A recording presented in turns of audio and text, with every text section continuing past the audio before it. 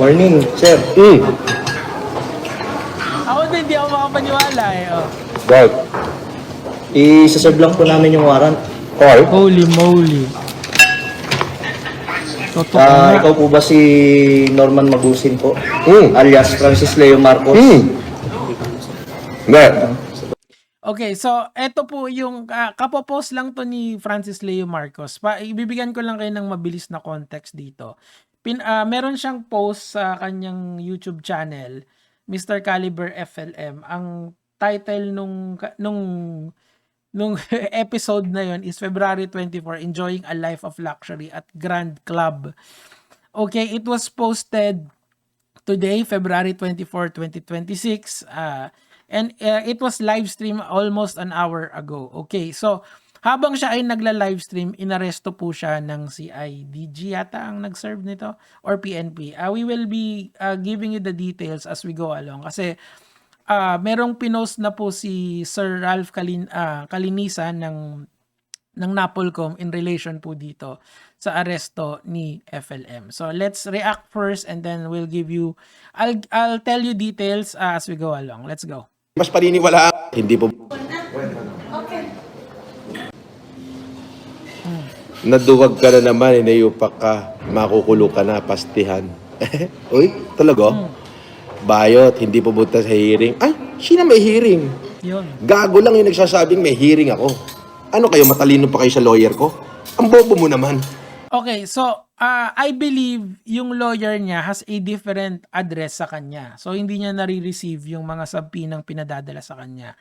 Unlike sa akin kasi, yung mga alam yung address ko nung mga gustong magkaso sa akin. So usually nare-receive ko yung mga subpoenang sinesend sa akin. Ang pinopoint ko lang dito, tingin ko hindi siya sumagot dun sa ibang kinaso sa kanya, kaya na-waive yung right niya to answer. Okay? So, kaya siya may warrant of arrest. Okay? Kasi nga, marami kasi siyang hinaharap na kaso ngayon. And I believe we have an idea kung ano yung kinaso sa kanya. Tuloy natin. Alam nga naman paniwalaan ko si Bakagago ay yung lawyer ko, hindi. Tanga. Hindi mas paniniwalaan ko yung lawyer ko. Hindi, your lawyer can only, will only know what information is given to them. Okay? Mali kasi yung idea niya na alam lahat ng lawyer mo. Ikaw din dapat, alam mo yung ginagawa mo sa social media and alam mo yung liability mo kapag nagsasalita ka. Kaya nga, it's best na kung ganyan yung klase ng content na ginagawa nyo, is ilagay nyo yung address ng law office ng law office na inaano nyo na tawag dito na nagre-represent sa inyo. Kasi nga, especially dyan sa mga case na ganyan, kasuhan kayo. Kailangan yung address nyo alam. Kasi pagka hindi napadala yung address niya, hindi ka nakasagot, yari ka. Hindi ako abogado pero coming from experience na to. Kasi of course, nagkaso na ako, nakasuhan na ako. 'Di ba malay natin baka magkaso uli ako, 'di ba? So hindi natin alam kung ano 'yon. Pero ang bottom line doon, kailangan meron kang abogadong tumutulong sa'yo at all times. Huwag kang magmarunong kasi sobrang komplikado ang justice system dito. And mas maganda, meron kang mga experts na nakapalibot sa'yo. Lalong-lalo na siya, nakiklaim siya na trilyonaryo siya or bilyonaryo siya. You have to have lawyers at all time, okay? Pero ako, well, I'll reserve my opinions later. Tuloy. Kaysa kung sino-sinong impacto, suportado ka ng Cavite, Mr. Caliber. Buji Toys Incorporation. Shout out.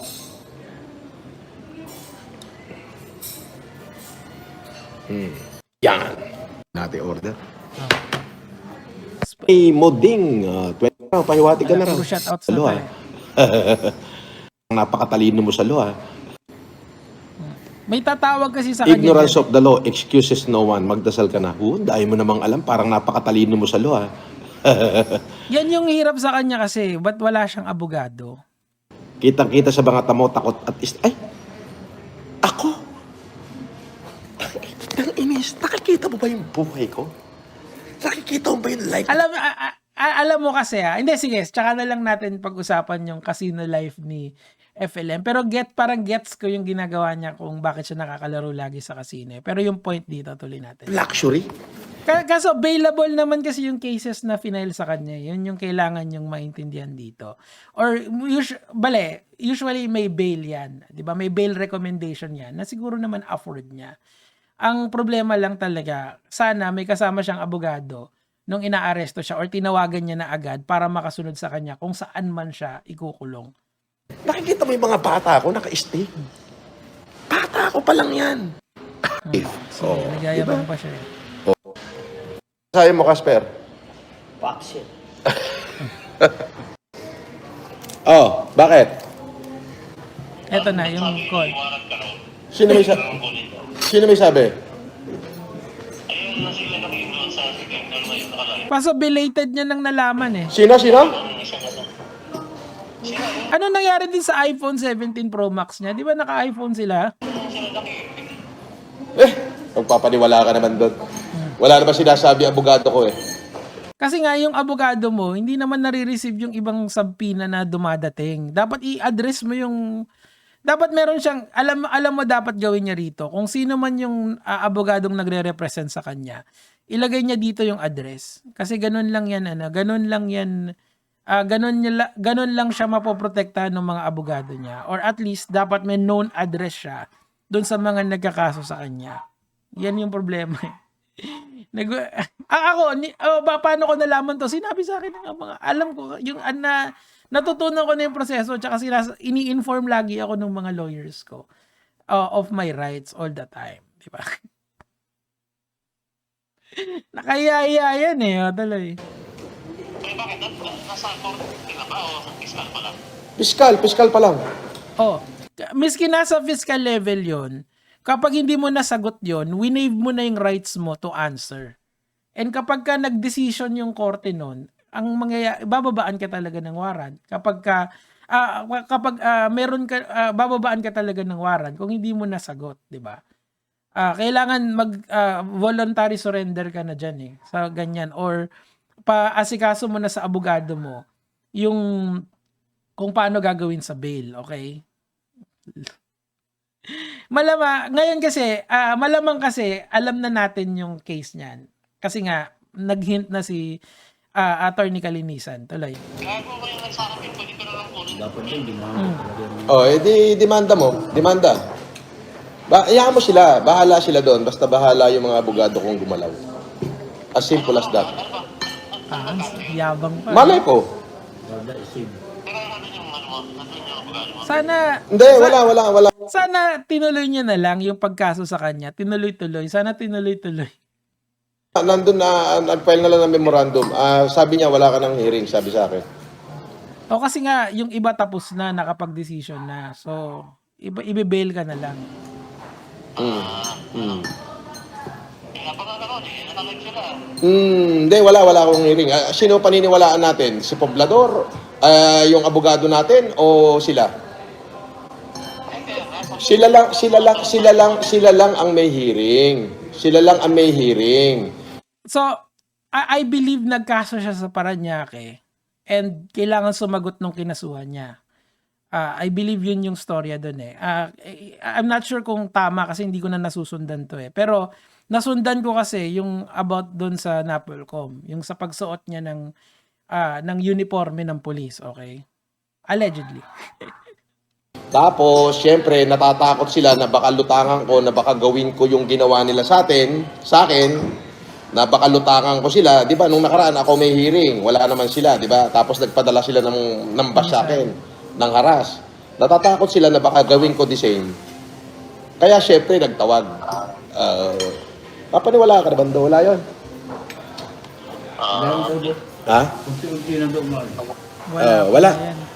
Dapat hindi mo talaga tutulugan yan. Kailangan lagi kang aware na pwede kang makasuhan dito sa social media. Akala nyo ba madali yung ganito? Hindi It's not really easy. Lang niya yung mga viewers niya. Sabi ng kapakit. Parang tanga to sa inyo. Ando yung mga kapaksit natin? Ginago lang niya yung mga viewers niya. Ginago lang niya. Nasa fiscal pa lang yung ano eh. Ang nakakapagtaka doon kasi sinasabihan na siya nakakasuhan siya ng Napolcom. 'Di ba? Paulit-ulit 'yon. So bakit hindi niya, ba't tinulugan niya? Kasi papunta na tayo dun sa arrest malapit na to konti na lang, tas ang gagawin natin, papanoorin natin yung hanggang dun sa point na parang dinidisregard niya pa yung mga case niya, tas pupunta tayo kay Attorney Kalinisan. Kaso yan. Wala yan. Ginago lang niya yung ano. See, hindi na to social media It's not, hindi lang kasi isang YouTuber yung kalaban niya. Kaya, yung pinakamabigat doon, yung sa Napolcom, actually yun talaga yun Yung mga viewers niya. Ayaw mo, sila naman nagsasuffer, hindi naman tayo. Di ba? Ganun sila kawalang niya. Ganun lang yun. Okay, nakalive ba ba? Oo, nakalive ako. Sige na, bye-bye. Sakto, binaba. Gumanon Dami-dam, boss idol kita, magaling ka. Pausan na ng pagka... Ano to? Tanananan. Kanibo salad. 10. Last supper. Ito na. Sir. Okay. Pause natin dyan. Now, punta tayo ngayon dito kay Attorney Kalinisan. So, ito po yung sa tingin ko dyan. Kasi si Attorney Ralph, abogado naman si Attorney Ralph, di ba? Si Sir Ralph Kalinisan. Meron siyang pinost an hour ago pagka-aresto ni Mangusin. As in, saktong-sakto talaga. Sabi niya ganun, we just had a coordinating meeting with CIDG regarding Mangusin's use of the police uniform. Okay?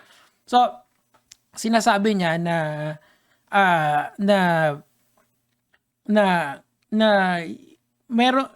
nagko-coordinate na sila dito sa police uniform, yung about sa police uniform. Pero hindi niya sinabi kung eto ba yung case na may warrant of arrest siya. Right now, hindi pa natin kasi alam yun Not for certain. Kasi may nababasa ako dito sa comment section na baka ito yung warrant. Ang sa tingin ko hindi kasi masyado pang mabilis yan Like for example, kung kunyari gumawa ka ng kalokohan ngayon, okay, kunyari meron akong ginawang kalokohan tapos may nagkaso sa akin. Usually it would take a week or 2 para ma-receive ng tao yung subpoena. Nung subpoena na yon, merong nagseset yon ng 2 preliminary dates sa hearing. Ibig sabihin nun, kung hindi mo na puntahan yung una, pwede kang umattend doon sa pangalawa. Usually ganun yon. Kasi yung if I'm reading this correctly, yung eto kasi etong issue na to, it happened a week ago. Naalala ko pa kasi kinover ko to So, 1 week pa lang yung nakakaraan dyan. Ibig sabihin, most likely, hindi ito yung warrant of arrest ni Mangusin. Most likely, ang warrant of arrest na yan ay iba. Okay? Iba yung set of facts niyan dito. Meaning to say, etong if I'm reading this correctly baka kasi magalit na naman yung mga fans ni FLM Di ba? Most likely, mga lods, teka, lagyan natin ng ominous music. Most likely, hindi pa sinasampay ang kaso na yan, yung sa illegal use of uniform and yung usurpation of authority. Sa tingin ko, hindi pa sinasampayan. Sa tingin ko, kung ano man to, it's a different case na either, number 1, hindi nasagot ni Mangusin. Number 2, possible na nasagot niya pero yung sinagot niya ay kinulang. And kailangan niya ng sumuko sa court para mag-bail. Ganun dapat yung ginawa niya. Pero hindi siya nakapag-bail. Kaya nagsinervan siya ng warrant. Dapat kasi ganun yung proseso. Kaya dapat, lalong-lalo na kung prone ka sa mga kasuhan na ganito, dapat lagi kang may abogado na magbibigay sa'yo ng advice. Ako kasi, I am not talking because I am a lawyer. I am talking because number 1, I am a litigant. Okay? Nakasuhan na ako, kinasuhan na ako, and who knows kung ano gagawin ko pa legally in the future. But what I'm saying sa inyo is that most likely nangyari to kasi pinabayaan niya yung mga cases niya. Ganon talaga kailangan talaga alisto ka, and yung legal team mo dapat alisto sa mga ginagawa mo sa social media. Araw-araw kasi siyang nagpo-post sa social media, and ang problema, kung araw-araw kasi nagpo-post sa social media, kailangan every post, maiintindihan mo na may liability ka. Hindi, kasi kita mo siya, araw-araw siya, Diyos ko Lord, Nagpo-post din ako sa social media pero hindi ako kasing dalas mag-post niya na mag-live ng 2 oras, 3 oras sa isang araw, 'di ba? Hindi ako ganoon. Nagpo-post ako pa isa-isa, pa dalawa-dalawa, depende sa topic, 'di ba? So, most likely the case, yun yung nangyari sa kanya. Now, balik tayo dito sa dito. So, whatever his case is sa branch 294 ng Parañaque, hindi niya nasagot yon. Kung ano man yun, hindi ko alam. Okay? Now, balik tayo rito. Kasi ito yung sa tingin kong pinaka-kicker dito. Sabi dito ni Sir Ralph, we just had a coordinated meeting with CIDG regarding mga use of police uniform. Okay? So, ibig sabihin, most likely, hindi pa na-file yan. Or kung meron man, nagko-collect pa lang sila ng information para magkaroon sila ng consolidated na complaint versus Mangusin regarding dito. Paano ko alam na hindi pa naikakaso yan? Kasi 1 week pa lang yan. 1 week pa lang yung issue na yan, di ba? And most likely hindi yan. Tapos meron pa. We also discuss multiple names, passports, and birth certificates. So, etong multiple names, passports, and birth certificates na to, most likely, ito yung most likely, ito yung mga allegedly na dinoktor niya. Okay? Kasi meron naman lumalabas na mga ganun eh. Yung dalawa yung birth certificate niya, dalawa yung passport niya na pinopost ng mga kalaban niya. Of course, these are all allegations. I'm not saying the veracity of that. Sila ang magde-decide kung meron bang liability dito si Mangusin, not me. We also informed the CIDG of Mangusin unauthorized security. Yan ang hindi ko gets. Ano ba ibig sabihin yan? Meron siya mga insider kasi parati siyang ganun eh. We exchange information on the current urgent developments involving So talagang they are really tagging this person as a red flag.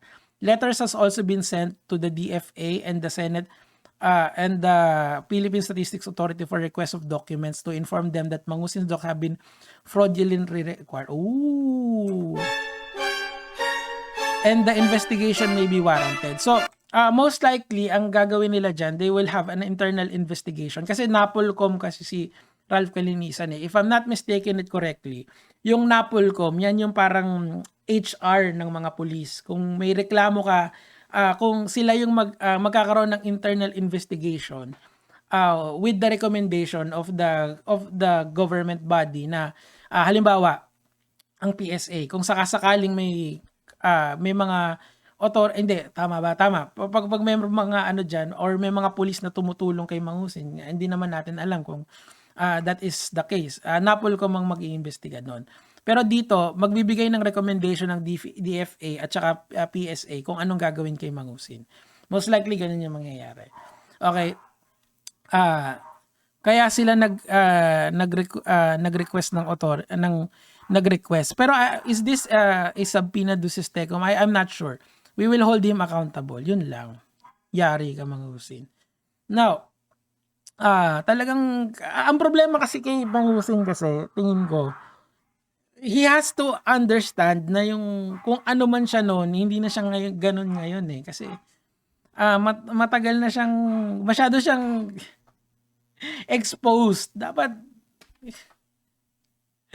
relax lang. So, ayan, ganyan yung nangyari, di ba? Tuloy natin. Sir, Right. isaserve lang po namin yung warrant. Okay. Ikaw po ba si Norman Magusin po? Alias Francis Leo Marco? Narinig yung, ayun, gumagay. Hindi. Dapat tinuloy niya na lang. Sinama niya na sa proseso. Kasi alam naman, pwede naman yata yun eh. Si Casper yung mag-ano sa kanya. Pupusasan siya dyan eh. Ay. Magusin po. Alias Francis Leo Marcos. Hindi. So tama yung informant niya na may warrant siya. Pero bakit belated sinabi sa kanya? Yan tuloy. So ano ang moral nito? Pag po kayo ay nasa social media, please lang po mag-hire kayo ng abogado. Para alam nyo yung karapatan nyo at all times. Huwag kayong magmarunong. Yun yung natutunan ko din eh. Kaya ako, pagka sinabi ng abogado ko na huwag magsalita, hindi ako magsasalita. Pag sinabi ng abogado ko na eto yung gagawin, eto yung gagawin. Ako, sineshare ko lang yung experience ko sa inyo on the aspect of legality ng mga bagay. Napakahirap mag-social media. Especially kung ganyan yung ginagawa mo. Lalong-lalo na ngayon na napaka-connected na ng kapulisan sa internet. Ayan, GG, di ba? So anyway, yun lang naman po yung sa akin for today, Gege mga Lord.